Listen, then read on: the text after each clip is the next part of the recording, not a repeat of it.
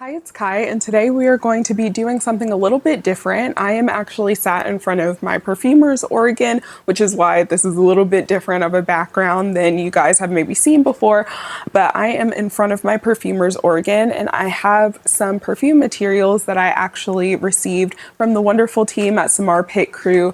They are a POC, both Black and Asian owned, as well as an LGBT plus owned brand. Love them. I haven't gotten to try their fragrances, but I just love the idea of their fragrances because they're doing a lot of like dank and photorealistic, but like on the edgier, less pretty side of things. Just like, again, some like dank, dark, mildewy sometimes. Like they have that type of catalog going on. I've actually before told them like, hey, y'all should do a like new apartment smell fragrance.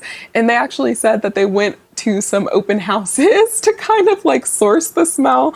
So if they come out with that, that will probably, if I don't get anything from them before that, be my first purchase because I love the new apartment smell, like the paint and the fresh carpet and all of that. But anyway, we have some aroma chemicals. I figured that since I'm on my perfumer's journey and maybe some of you are curious about aroma chemicals, what things might be in your fragrances, how things smell, that we could sniff through these together. We've got the aroma chemicals, we've got a whole bunch of tester strips. So I hope this is something that is fun. I can definitely do this with more of my aroma chemicals because I have quite a few. My little organ is definitely growing. But anyway, let's just stop the chatter and get into this. This first one I've actually already smelled, and it is called Amber Sweetie.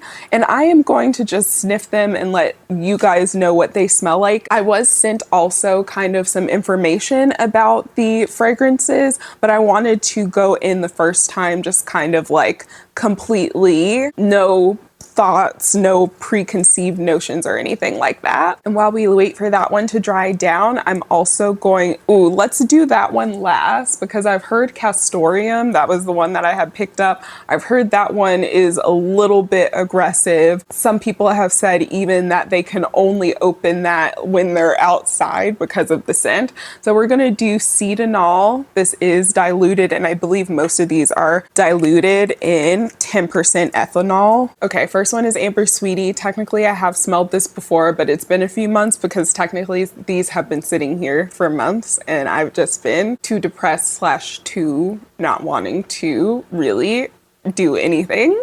Amber Sweetie is kind of like a sweet, just slightly fecal, but also very dry. Like it kind of has a little bit of a hay-like dry fecal to it. It kind of reminds me of the zoo. It's definitely something that I feel like would be used in small doses. It kind of has that little animalic woodiness, but honestly, this one like isn't too, I would say, like fecal or like too animalic. Next is the Cetonal. This smells kind of fresh and green, a little bit almost like shaving cream, like antiseptic or something like that.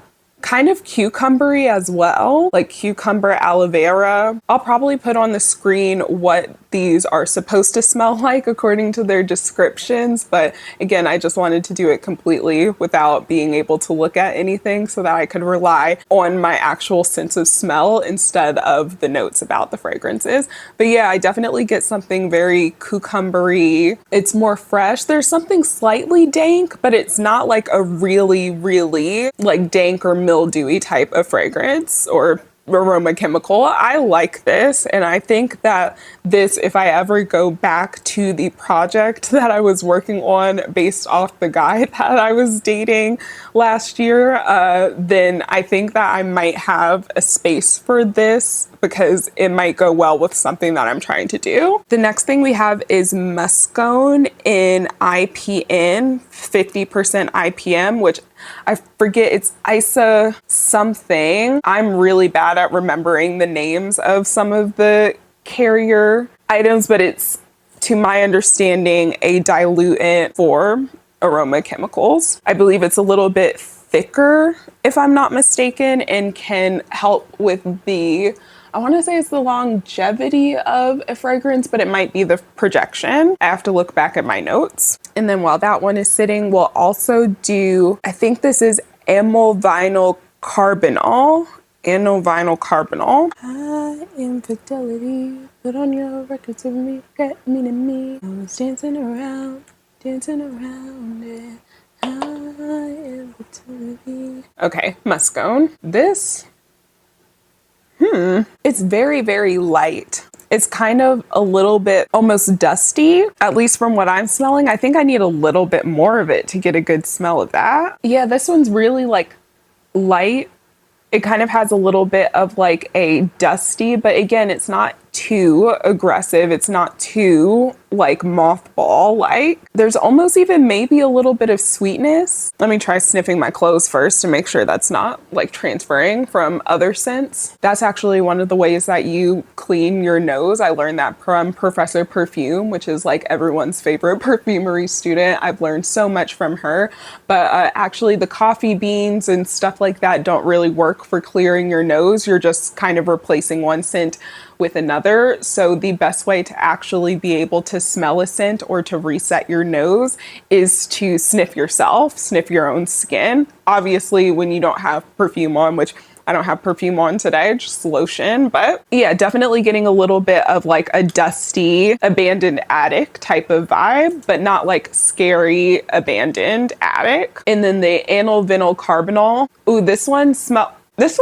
kind of plasticky. There's almost like a mechanic, like oil, tires plus type of burning rubber even smell. It kind of turned my stomach a little bit, which is one of the things that scares me about being a perfumer or like learning perfumery and trying to work with, you know, challenging materials and wanting to make something that is depth in, you know, not just something that you could smell in a department store.